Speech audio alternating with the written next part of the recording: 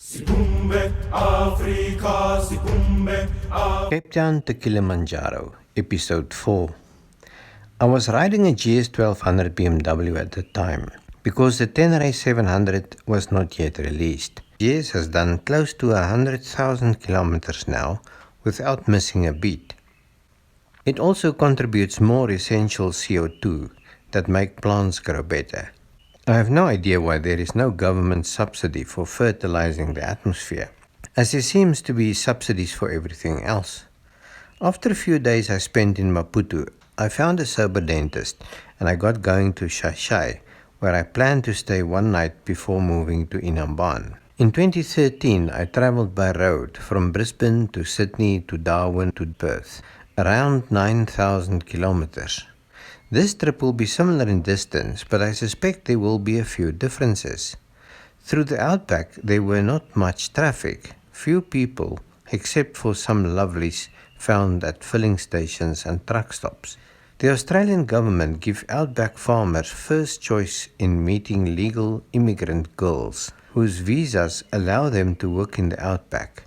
If after 2 years she has not matched with an outback mate, she can go work or live in a city. These girls from the East were friendly and yet unaware that all men are created evil. Then there were the grey nomads, retired people who bought a camper or converted a school bus to a camper and now roam the outback. I spent many evenings at campfires listening to their stories and complaints about their kids only going to Bali and not wanting to visit them in the outback. Given the exorbitant distances and cost of civilized camping, I tried to explain to them the extreme cost disparity between a weekend to Bali or a weekend to Kings Canyon, Alice Springs or Darwin. I'm sure their children do love and miss them, but getting from Brisbane to Bourke cost more money and time than getting to Bali. Of course, there are also better bars and friendlier women in Bali, but at the time I didn't know that. Camping in the outback was either free or very expensive, but after a day or two in my own company, I felt a shower and the sight of people may be good. For this benefit, I paid up to $47. For the same price in Thailand a few weeks later, I would get a room, rent a motorcycle, eat 3 meals and get a massage. I once made the mistake of having breakfast at a small town a little east of Broome and was fined $27 for my stupidity. I protested but was shown the menu to prove it is not a fine, it is the price of power. It's like these outback people have never been anywhere else. They don't realize that in fact they are the reason hardly any Australian ever visits the outback, or the sticks as they call it. As for myself, I really enjoyed the trip and I can hardly wait to go back to Australia. It's 192nd on my list of countries to visit. In Thailand, $27 would exchange to bed and breakfast at a hotel in Phuket, free internet and $7 change. But today I have none of these first world problems. Unlike the outback, the route from Maputo was congested, but has since been upgraded by the Chinese. Americans will say this is bad, but I confess less potholes, traffic and chickens crossing the road is not an obvious detriment.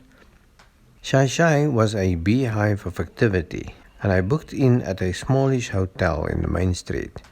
I went for lunch at a restaurant which was splendidly catered, almost like a French oil rig on Sundays. Minutes later, the restaurant was flooded with fancy-dressed government officials, seating themselves at reserved tables, but eventually also at my table. I had the privilege to lunch with the Minister of Mining and Energy, who spoke passable English and proceeded to converse with me about history, economics, politics and communism. It's possible my enquiry as to the street names in Maputo may have energized him, as he explained that they are comrades of communism and disciples of Mao Zedong. I assume that he does not know what Mao did to the Chinese and felt no compunction to argue his sovereign right to a favored political system. As I was living in Australia at the time and painfully aware of the civilized corruption driving the cost of living, Could not with a straight face commend a system where housing is 10 times more expensive than in South Africa and 40 times more expensive than in Mozambique. Although, at second thought, the semi-socialist government of Australia and the communist government in Mozambique has more in common than meets the eye.